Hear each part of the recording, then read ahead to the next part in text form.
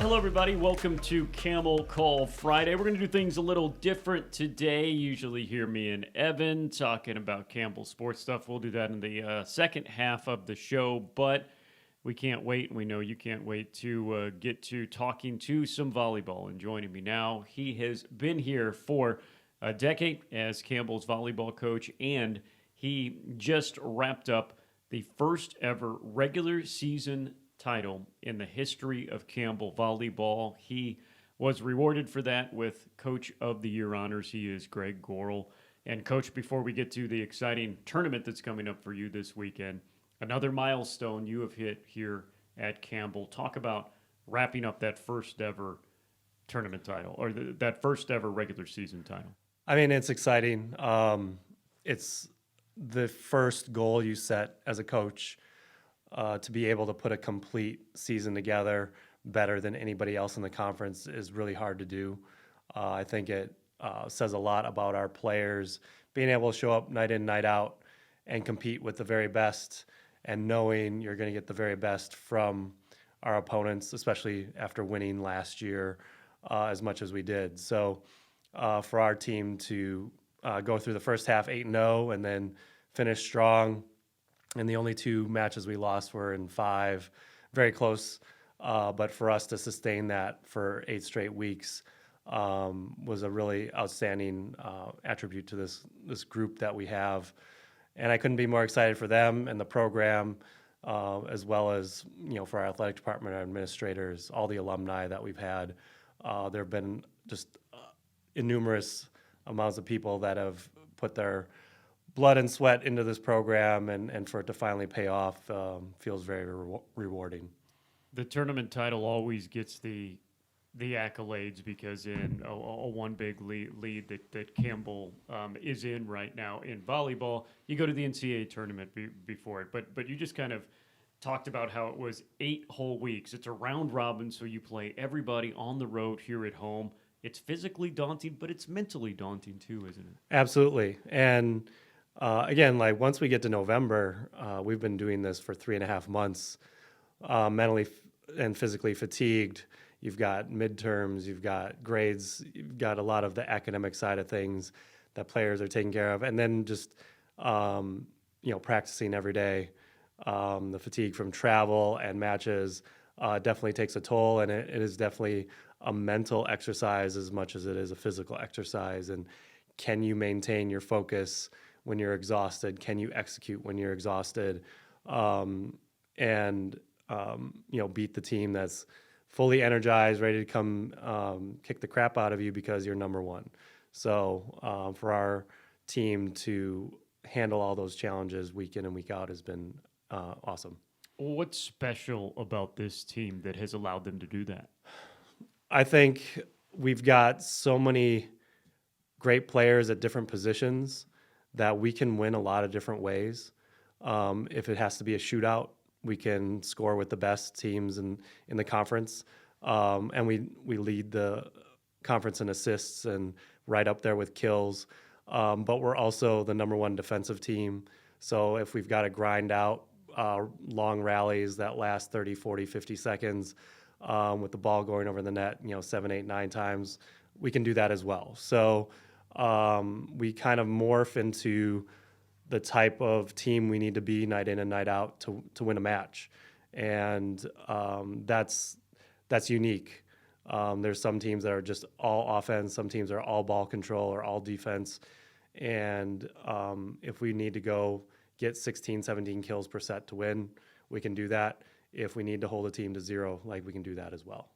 And you mentioned the statistics, and that's why you were so successful statistically, is because you're so balanced. Your squad leads the league in opponent hitting percentage. Those that aren't familiar with volleyball statistics, that's basically ERA for your pitching staff, and it's a minuscule .163. And then you're second in the league in hitting percentage. You lead the league in assists and blocks. There you go, defense and offense. Yeah, I mean, and again, I've always been defense first. You talk about defense winning championships. If you're not going to allow your opponents to do what they want to do, it always gives you a chance to be in every match. And that's what we kind of instilled when I first got here, for sure. When we didn't have as much talent, or athleticism. We wanted to be in every match. And now that's just part of the culture that we've built. And now it's been refining the offense. And we have enough weapons from Mel and Allie in the middle to all of our pins. Opponents can take away one or two or possibly three of our attackers every night, but they can't take away everybody. And we can adjust our offense accordingly so that, we can still find ways to score when we need to. Coach, not only were you named Coach of the Year, I believe the first, and yeah, here it is, the first Campbell volleyball coach to be named Coach of the Year since 1989. That was a time ago. And then, too, all total, there were 8 postseason awards, which is another record in Campbell volleyball history. It's got to be good that everybody almost was recognized for what they did by the conference. Yeah, and sometimes it's only limited by the number of people you can nominate. But it's just, again, a testament to the balance we have across the board and the number of quality players that we have.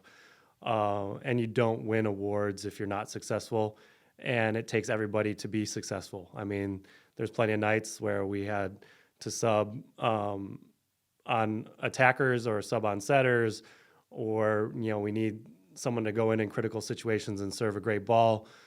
Regardless of who it was, we have enough depth across the entire roster that night in and night out, we were getting contributions from everybody. And, even though we were balanced offensively, we had enough high efficiency hitters and enough hitters that score at enough clips that they were recognized for how well they do their job. When we go through these lists of accolades, Claire Ann, Libero of the Year, of course, and she's on the first team. But your seniors, Melody, first team, Layla, second team, Elise in the all academic thing. When you think back to 4 years ago, your program was good. Your program was on the rise. It was not what it is now, as in terms of winning matches and winning trophies. How did you convince those freshmen to come here and believe in you and believe in Campbell? Part of it was, again, like, we've got a lot of great parts to this university for female student athletes. Our academics are very strong, especially in a lot of majors that females want to study. We've got a great smaller atmosphere in campus. We're close enough to Raleigh and the beach that there's plenty to do. And then our facility is second to none in our conference for sure. And then we had already had a top 50 recruiting class right before this one with Sarah Kala. And Sarah was a top 100 recruit in the country. And so, as you know, of our 5 seniors, 4 of them are from Southern California, and they knew who she was and knew, like, our program must be doing something right to get a player of her caliber in the program. And so they all wanted to play with her. But they all have their strengths as well. Melody just flies and has a great arm.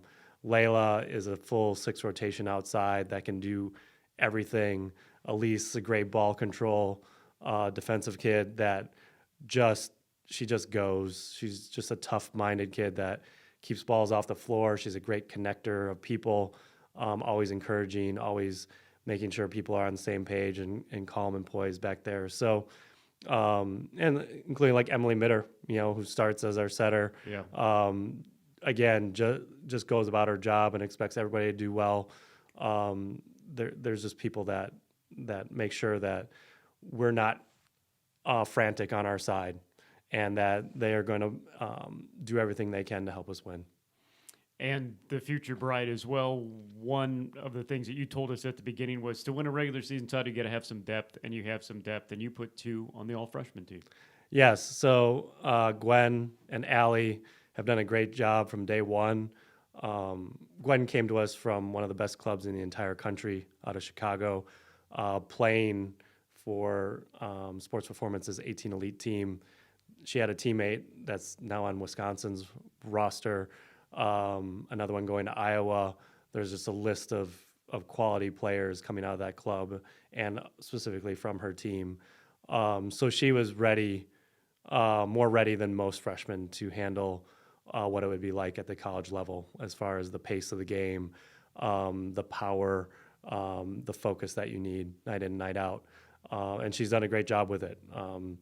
She she can do everything as well, and she's got some fire to her. And then Allie being 6'5", we needed her out there for her size. We typically don't have that type of size in our program, but she was able to again anchor the defense, and then as we've gone through the season, really provide her more opportunities to be offensive and score. But like we knew if we put her in August, by the time we got to November, she'd be someone we could rely on night in and night out to help us win a championship. And her growth over these three and a half months has been outstanding. And again, like now teams have to account for her just as much as they account for anybody else. And if they don't, she makes them pay. And then she just shuts down a lot of attacking lanes and angles that otherwise people wouldn't get to. So, and again, like we still have a great setter in Maddie Converse that can come off the bench. Yep. And then Abby Tuyo has gone in some really critical situations for us, whether it's on the left or the right or the back row, and provided sparks for our team, consistency. She's just a very, very tough kid, and someone that I don't hesitate to utilize regardless of the situation. So a great group of freshmen across the board. And that team travels the short distance up to High Point. High Point, even though the number 2 seed, it was a predetermined where the tournament was going to be. So High Point will be hosting the tournament. They're on the other side of the bracket. Just 4 teams make the tournament. You're one of them. Your first match against Charleston Southern. What do you have to do going into that one to advance to the championship? They've got several great attackers that we have to slow down. Peyton Thompson, first team all-conference lefty, big arm, lots of range, really strong blocker as well. She is kind of the anchor of their offense. She gets balls when they need a kill. And so she is definitely someone that I think the last time out she had 24 kills or something like that. We just made her take a lot of swings to get them, but she's still effective no matter what you try to do. And then Indigo Young has been great in the middle for them. Very dynamic, explosive attacker, and they put her in unique situations, running what we call zero tempo balls, where she's in the air before the ball's even set. And she's so athletic that as soon as the ball gets there, she swings and the ball's gone. And so, again, just someone that hits for a really high percentage. I believe she was leading the conference in hitting percentage by the end of the year, and a very, very strong blocker as well. So those are the first 2 people we have to worry about. But the other thing is Charleston Southern is a great serving team. They're a great ball control team, so they're in system a lot, and they can use all of their attackers. So like it's a very much a challenge for us, especially how good their offense is. But again, like we have to match up our defense with their offense, and if we can slow them down enough, then we have our opportunity to beat them. But more so than most teams in our conference, they're very offensive minded, and it poses a great challenge to us that way. You won the first ever conference tournament title with your Camels last year, advancing to the NCAA tournament. You followed that up with the first ever regular season title for this volleyball program. What's the conversation been this week, the motivation to go get tournament title number 2 for you and the team? Well, I think with any year, any season, you rely on your seniors, knowing that this is their last opportunity to be a part of this program, be a part of this culture, be a part of something special. And for them to have that urgency and share it with the team is huge. Like, this is their last crack. And so they're going to go out swinging, and it really just instills in the rest of the team the urgency that we need to play with if we want to go back to the NCAA tournament. And now we've gotten a taste of it. I think everybody knows what it feels like, and the type of performances we need to have in order to get there. So this week has really been more focused on execution and making sure we're sharp with what we're doing, and being able to understand, like, going in this weekend, we're still going to get everybody's best shot, especially when we're not in our own gym, what that's going to take. And I like the fact that we were just at High Point a few weeks ago and we were successful. We know we can do what we need to in their gym and come away with a victory. Regardless if it was by the slimmest of margins, I think you have to have that belief. And then you have to have people within the program that have that urgency to go win. He is the Big South Conference Coach of the Year, Greg Goral. He will make his run for back-to-back conference tournament titles following up the regular season title. It starts this Saturday, Campbell versus Charleston Southern. It'll be at High Point, 2 o'clock on ESPN+. The championship match is on Sunday at 4 in High Point, also on ESPN+. Evan and I will be back to wrap up the show coming up after the break. This is Camel Call Friday.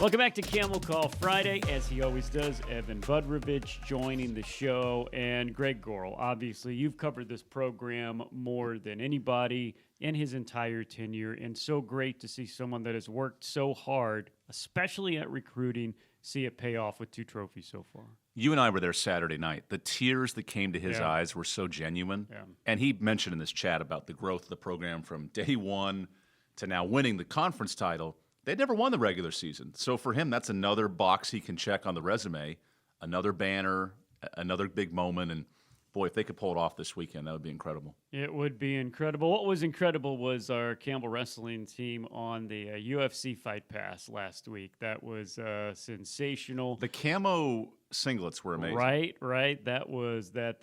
Now, the rain delay was tough. The rain delay was tough, which you thought, oh, it's in a hangar, it's wrestling. Oh, wait. We have a hurricane that is blowing through. Campbell came up just short against top 20 ranked UNC. Put up a good fight against Michigan, and then in a season that has really 2 separate parts to it, they continue to go non-conference. They will have their first home match December 4th against Virginia. We're in that fun crossover season, and what an atmosphere! Yes, down at Fort Bragg for the Battle at Bragg was one thing for wrestling, but right here back at home. One of the best atmospheres I've ever been around. Basketball, period. Men's game or women's game. The women took on UCF, a team that was receiving votes in the top 25. They're going to be a Power 5 program next year when they join the Big 12. Yeah, and how about that? A Big 12 program right? and a Big South program. And playing. Campbell went toe-to-toe with them, a chance to win at the end. Campbell did not play its best game by any means, 25 turnovers. But the atmosphere was amazing. It was great. And I give credit to Mike Minter and the football staff. They've had a tough year. And for them to support another team and to be there at the end of the season, the whole coaching staff was there. The girls fed off that. That was the immediate response after the game. Brittany Staves, Christabella Zuma, who had the game of her life, 20 points, 5 blocks, nearly 10 rebounds. And she's coming off an ACL tear. She looked amazing, Christabel.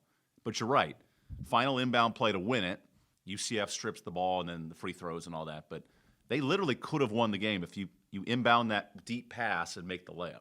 I think that's a great game because, again, we're past the point here at Campbell where moral victories mean something. But when you know you can go against one of the top teams in a group of 5 conference that's as good as the American is, American's really good in women's basketball, then you have a lot of confidence moving forward, and that's why you play games like that. But to play it at home is something, too, and it showed that people come out. I give Ronnie Fisher a ton of credit. Now, Pierre Miller helped set up this relationship, but for Ronnie to build a home-and-home with Central Florida, not a lot of schools would do that, especially on the men's side, a little more on the women's side, but to play an elite, soon-to-be Power 5 school on your home court, people showed up for it.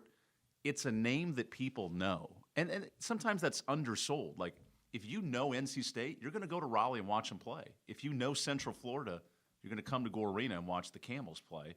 The girls loved it. The team played well. That's what you want in sports. And I'm talking to the coaches as I say this.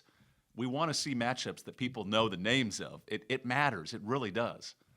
And South Carolina State coming in this weekend. They got drubbed by North Carolina yesterday. Yeah. 93-25. Yep. So the Ronnie Fisher defense will try to get back on the winning track against South Carolina State. That is Saturday at 2.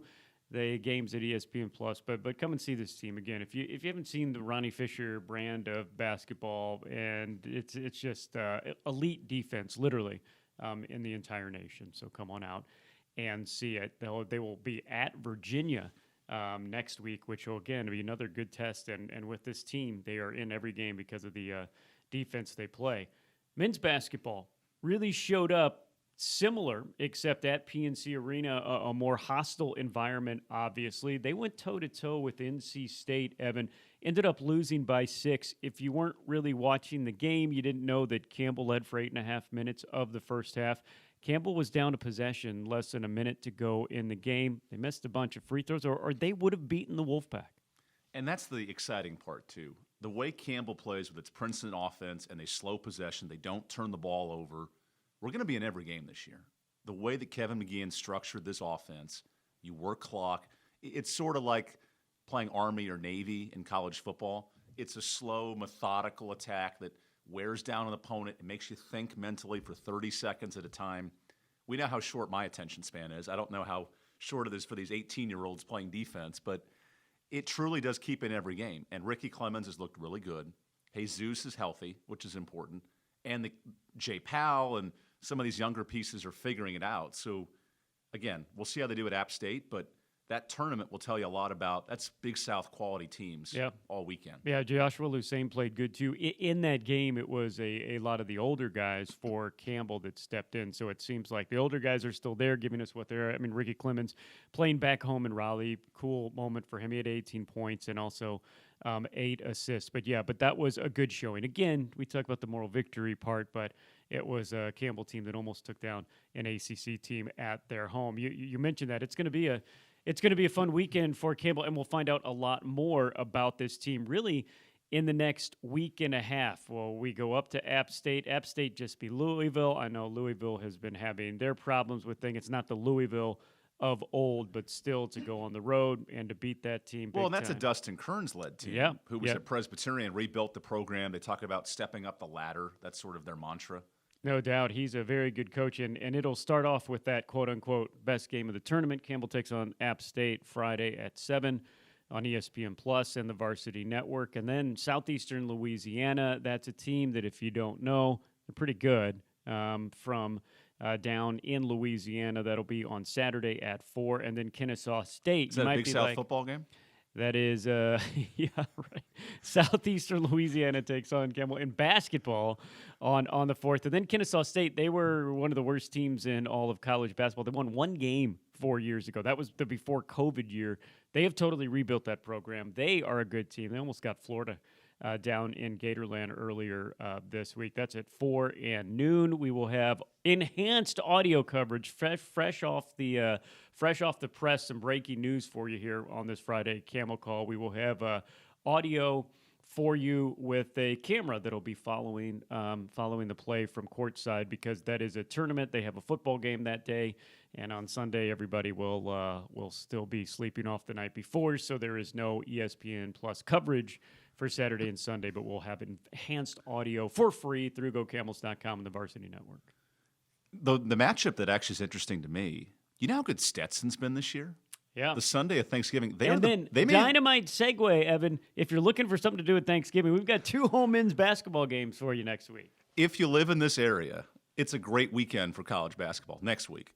You're right. Jacksonville is one of the best teams in the A-Sun. Yep. Stetson may be better than Jacksonville. Yep. They've looked really good in the non-conference. I'm around for Thanksgiving weekend. I'm just going to go to the games and enjoy it, because the way we played against NC State, 2 really good A-Sun teams. Yeah. Now I get it. You may be traveling, but if you're in town, go to the games. It'll be worth your while. It's this Wednesday at home. Campbell takes on Jacksonville at 4 the day before Thanksgiving, and then Sunday to end the holiday weekend, 1 o'clock against Stetson on ESPN Plus. We'll also have radio coverage for you as well.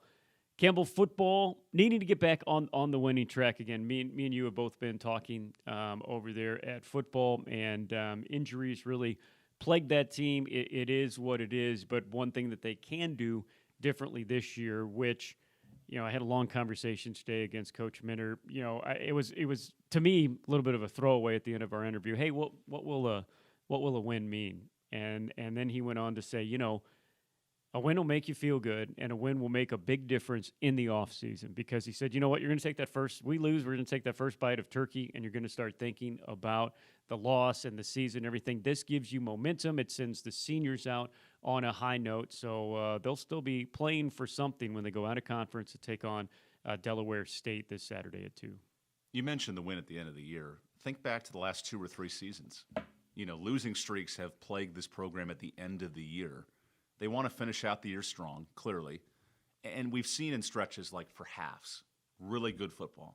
And Mike has preached that all year long. Can we play 4 good quarters of football? The last 3 games, they've played 3 really good halves. Unfortunately, they've been in each different games. They played one good half in each game. And, of course, we go back to the top 10 game against Jackson State.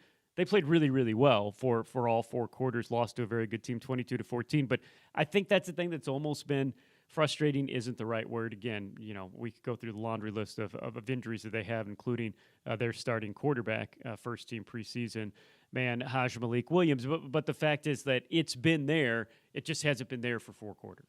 And getting to a 5-6 record matters, just from a outreach and how you visualize the program.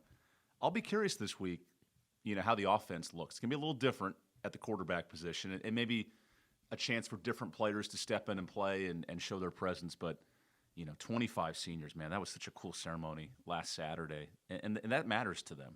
Their last game, the Josh Johnsons, the Brevin Allens, those folks will play really hard in this final game. And the grinders, as we know, of the Campbell athletics and any athletic department, swimming, who started their first meet back on September 24th and will not end the conference through February. So they really go from fall to winter to spring. It's amazing what those women do. They'll go up to the Liberty Invite, and that's coming up this weekend from Friday through Sunday in Lynchburg, Virginia. They'll take a little bit of time out. They don't have a New Year's Day meet this year, but then they will be back at home on January 14th. You mean a 10 a.m. New Year's Day meet like last year? And the year before that, I think, I get it. They're uber competitive, but yeah. Anyway. Yep. Liberty Invite coming up this weekend. So much to go. You can always find all of it on GoCamels.com. And Evan has parade news for you because we cover everything here. Head to the Capitol on Saturday morning, 9:30 The Capitol, North Carolina, Raleigh. Sorry. Head to the Capitol building. The Raleigh Christmas Parade. For the first time ever. Our Sound of the Sandhills there we go. Are marching down Hillsborough Street and up Fayetteville Street through the Capitol.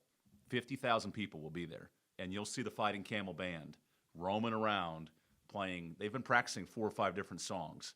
Now, it's sort of like Disneyland. It's the small world. You play this 4 or 5 songs. Sure. You repeat it. Okay. And you keep going down through the rhythm. But it's televised on ABC here in Raleigh. It's also on WRAL. You can watch there. So turn on the TV. Log online if you're not local. Two of our local stations are both televising it. Oh, yeah, it's great. And then at the Campbell Law School, the Raleigh campus. Sure, which is in downtown. They go right by the band, so you can park there, set up and watch. Okay. They'll have TV stations there filming and putting on the whole production. It's a really neat. I've never been in person. I know. So. I mean, it's a huge affair. Like, you go to it, and even if you're not a kid, you'll like it. Wow. Or you can watch it on one of the 2 local stations. I did not know that. That's fantastic. We're a great exposure for the university. Saturday morning at 9:30. Sound of the Sandhills at Campbell EDU. All of their social media outlets will have you fully covered. We'll have it on at Go Camels as all the sports stuff going on this weekend. For Evan, I'm Chris. Greg Goral saying so long. This has been Camel Call Friday.